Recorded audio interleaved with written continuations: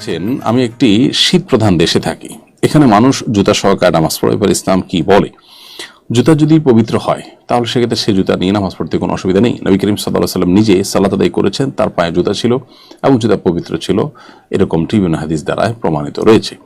অতএব জুতা যদি মোটামুটি সফট থাকে, যেটা নিয়ে রুকু সিজদা বৈঠক আপনি সবকিছু করতে পারেন, সেটা যদি পবিত্র হয় সেই জুতা পড়তে কোনো অসুবিধা নেই। তবে হ্যাঁ, যে জুতা পরে নামাজ পড়তে গেলে আপনার বৈঠক করতে পাবেন না, রুকু সিজদা করতে পাবেন না ঠিক মতো, সেটা আপনি পরবেন না। অবশ্যই আপনার রুকু সিজদা যেন ঠিক মতো করতে পারেন সেটিকে এনশিওর করে জুতা পবিত্র হলে সেটা নিয়ে নামাজ আদায় করতে পারবেন।